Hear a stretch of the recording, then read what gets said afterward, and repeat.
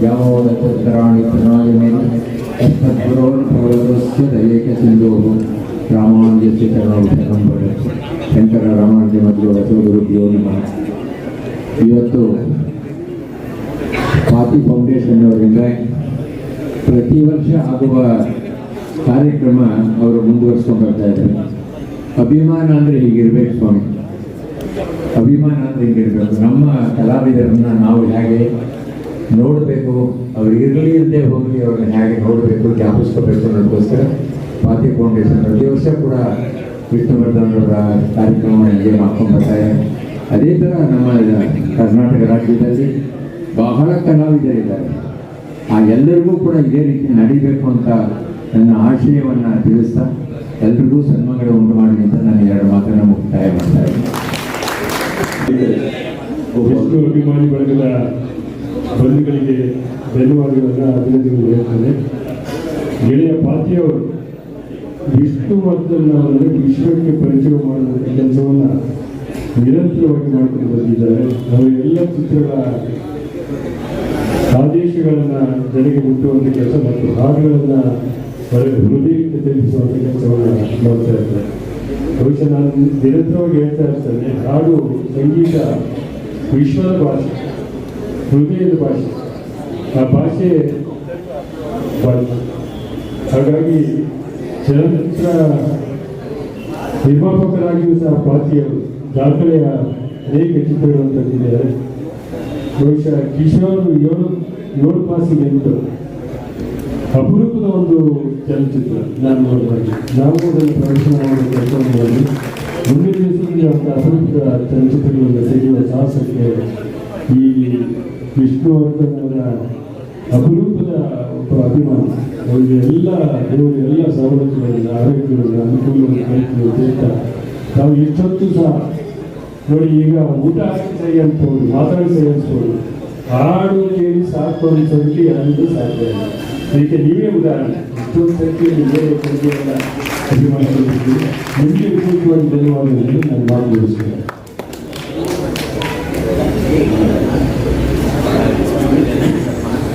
ಇವತ್ತು ಏನು ನಾವೆಲ್ಲ ಕಲಾ ಸಂಪನ್ನ ಮನಸ್ಸುಗಳು ಸೇರಿದ್ದೀವಿ, ಯಾರ ಒಂದು ಸಂಸ್ಕರಣೆಯಲ್ಲಿ ನಾವೆಲ್ಲ ಸೇರಿದ್ದೀವಿ ಅಂತ ಮಹಾನ್ ಸಂಭಾವಿತ ಕಲಾವಿದರ ವಿಷ್ಣುವರ್ಧನ್ ದಾದಾ ಚೇತನಕ್ಕೆ ಕೋಟಿ ಪ್ರಣಾಮಗಳನ್ನ ಅರ್ಪಿಸ್ತಾ ಎಲ್ಲ ಸಭಾಪತಿಗಳಿಗೆ, ಸಂಸ್ಕೃತಿ ಸಂಪನ್ನ ಮನಸ್ಸುಗಳಿಗೆ ನನ್ನ ಗೌರವಗಳು ಅರ್ಪಿಸ್ತೀವಿ. ನಿಜವಾಗ್ಲೂ ನಮ್ಮ ಮೈಸೂರು ಹೆಮ್ಮೆ ಪಡೋದು. ಏನು ಮೈಸೂರಿನ ಕುಸುಮ ವಿಷ್ಣುವರ್ಧನ್ ಅವರ ಸ್ಮಾರಕ ಇರುವುದು ಮೈಸೂರಿನಲ್ಲಿ. ನಾವೇ ಪುಣ್ಯವಂತರು, ನಾವೇ ಭಾಗ್ಯವಂತರು ಅಂತ ನಾನಾದರೂ ಭಾವಿಸಿದ್ದೀನಿ. ಅದಕ್ಕೆ ಪೂರಕವಾಗಿ ನಮ್ಮ ಪಾರ್ಟಿಯವರು ವಿಷ್ಣು ಸೇನೆಯ ನೇತೃತ್ವ ವಹಿಸಿ ವಿಷ್ಣುದಾದ ನೆನಪು ಯಾವತ್ತೂ ಕರ್ನಾಟಕದಲ್ಲಿ ನೆಲೆಗೊಳ್ಳಿ ಅನ್ನೋ ಉದ್ದೇಶದಿಂದ ತುಂಬ ಶ್ರಮಪಟ್ಟಂಥದ್ದು ನಾವು ಮುನ್ನಡೆದಿದ್ದೀವಿ. ನಾವು ಜೊತೆಗೆ ಏನು ನಮ್ಮ ಈ ಮೈಸೂರು ಆಡಳಿತರು ಕಲೆಗೆ ಪ್ರೋತ್ಸಾಹ ಕೊಟ್ಟಂತು, ನಂತರದಲ್ಲಿ ಎಲ್ಲ ಜನಸಾಮಾನ್ಯ ಜನಮಾನಸರು ಆ ಕಲೆಗೆ ತುಂಬ ಬೆಲೆ ಕೊಟ್ಟಂಥದ್ದು ನಾವು ನೋಡಿದ್ದೀವಿ. ಸಂಭಾವಿತ ಒಬ್ಬ ನಟ, ಅವರು ಹೇಗೆ ನಟನೆ ಮಾಡ್ತಾ ಇದ್ರು ನಿಜ ಜೀವನದಲ್ಲೂ ಹಾಗೆ ಇದ್ರು. ಅದಕ್ಕೆ ನೋಡಿ ಇಡೀ ದೇಶಾದ್ಯಂತ ಅವರಿಗೆ ತುಂಬ ಬೆಲೆ. ಬಹಳ ಸಂಭಾವಿತ ಒಬ್ರು ಕಲಾವಿದರು ಅಂತ ಹೇಳಿದ್ರೆ ಅದು ತಪ್ಪಾಗ್ಲಾರದು. ಅಂಥವ್ರು ಮಾತ್ರ ಸಮಾಜ ಬೆಲೆ ಕೊಡುತ್ತೆ.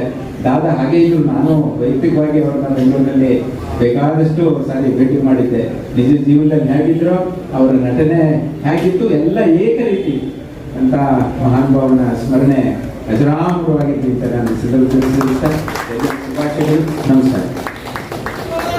ಒಂದು ಮಾತನ್ನು ಹೇಳಿದ್ರು ಮತ್ತೆ ಗೆಳೆಯ ಶ್ರೀನಿವಾಸ್ ಅವರು ಅವರ ಎಲ್ಲ ಕುಟುಂಬದವರು ಒಂದು ರೀತಿ ಅರ್ಪಣೆ ಮಾಡ್ಕೊಂಡ್ಬಿಟ್ಟಿದ್ದಾರೆ ಸಂಗೀತಕ್ಕೆ. ಅವರ ಶ್ರೀಮತಿಯವರು ಈ ಸಂದರ್ಭದಲ್ಲಿ ನಾನು ಅವರ ಶ್ರೀಮತಿಯವರು ಮತ್ತು ಅವರು ಒಂದು ವಿಗಳ ಗೀತೆ ಡ್ಯುಯೆಟ್ ಅನ್ನು ಹಾಡಲಿಕ್ಕೆ ತಯಾರಿ ಮಾಡ್ಕೊಂಡಿದ್ದಾರೆ ಅಂತ ಕಳಿಸಿದ್ದೆ. ಅದನ್ನು ನಾವು ಹೃದಯ ತುಂಬಿಕೊಂಡು ನಾವೆಲ್ಲ ಮುಂದೆ ಹೋಗ್ತೇವೆ. ಧನ್ಯವಾದಗಳು ಎಲ್ಲ ಗೆಳೆಯರಿಗೆ, ಆಡಿದ ಎಲ್ಲ ಗೆಳೆಯರಿಗೆ, ನಿರೂಪಕರಿಗೆ ಬಹಳ ಮುಖ್ಯವಾಗಿ ನಾನು ಅಭಿನಂದನೆ.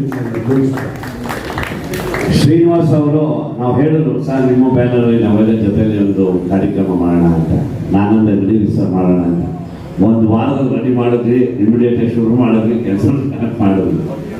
ಯಾಕೆಂದ್ರೆ ನನಗೆ ಕಾರ್ಯಕ್ರಮ ಮಾಡೋದು ಒಂಥರ ನೀರು ಕೊಡೋದಿಗೆ. ನಾನು ಕಾರ್ಯಕ್ರಮ ನಾಳೆ ಅಂದರೆ ನಾಳೆನೇ ಆಯೋಜನೆ ಮಾಡ್ಬೋದು. ಒಂದು ಸಿನಿಮಾನು ಅಷ್ಟೇ, ಏನು ಸಿನಿಮಾನ ಒಳ್ಳೆ ಫಂಕ್ಷನ್ ಮಾಡೋದು ಸಿನಿಮಾ ತೆಗೆದುಬಿಟ್ಟೆ. ಕೆಲವೊಂದು ಗೊತ್ತೇ ಇಲ್ಲ, ಸಿನಿಮಾ ತೆಗ್ದಿರೋದೇ ಗೊತ್ತಿಲ್ಲ. ಯಾಕೆಂದ್ರೆ ಅದ್ರದ್ದು ಭಾಳನ ಇವತ್ತು ತುಂಬ ತಿಳ್ಕೊಂಡಿದ್ದೀನಿ ಸಿನಿಮಾ ಅಂದರೆ ಹೆಂಗಿರಬೇಕು. ಯಾಕೆಂದ್ರೆ ಒಂದು ಸಿನಿಮಾ ಮತ್ತು 2 ಸಿನಿಮಾ 3 ಅವಾರ್ಡ್ ತೊಗೊಂಡಿದ್ದೀನಿ. ಈಗ ಸ್ಟೇಟ್ ಅವಾರ್ಡ್ಗೂ ಹಾಕಿದ್ದೀನಿ, ಇಂಟರ್ನ್ಯಾಷನಲ್ ಸ್ಟೇಜಿಗೆ ಆಗಿರುವಂಥ ಸಿನಿಮಾ.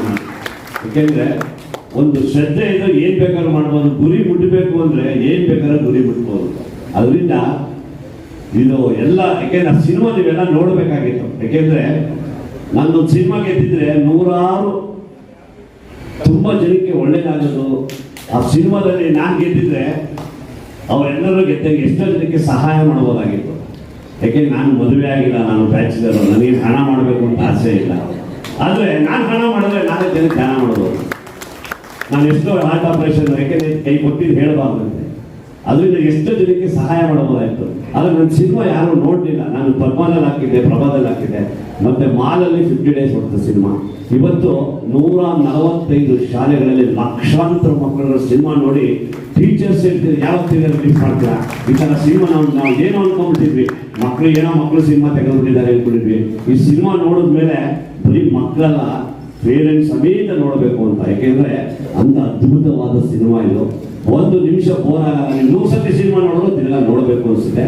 ನಾನು ಯೂಟ್ಯೂಬಲ್ಲೂ ಸಹ ಬಿಟ್ಟಿಲ್ಲ, ಚಾನಲಲ್ಲೂ ಬಿಟ್ಟಿಲ್ಲ. ಸಿನಿಮಾನ ಮಕ್ಕಳಿಗೆ ತೋರಿಸ್ಬೇಕು ಅನ್ನೋ ಉದ್ದೇಶ ಇಟ್ಕೊಂಡು ಎಲ್ಲ ಮಕ್ಕಳುಗಳಿಗೆ ಸಿನಿಮಾ ತೋರಿಸ್ತಾ ಇದ್ದೀನಿ.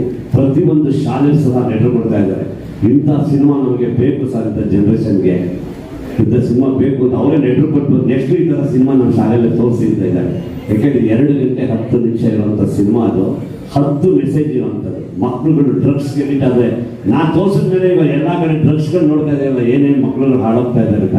ಡ್ರಗ್ಸ್ಗೆ ಅಡಿಕ್ಟ್ ಆದರೆ ಏನಾಗುತ್ತೆ, ತಂದೆ ತಾಯಿಗೆ ಏನು ಗೌರವ ಕೊಡಬೇಕು, ಶಿಕ್ಷಕರಿಗೆ ಏನು ಗೌರವ ಕೊಡಬೇಕು, ಯಾವ ಸ್ನೇಹ ಮಾಡೋದು ಉತ್ತಮ ಸ್ನೇಹ, ಕನ್ನಡದ ಬಗ್ಗೆ, ಅಜ್ಜ ಮೊಮ್ಮಗಳ ಸಂಬಂಧ, ರೈತರ ಬಗ್ಗೆ, ಒಂದೊಂದು ಮಗುಗೆ ಒಂದೊಂದು ಆಂಬಿಷನ್ ಇರುತ್ತೆ.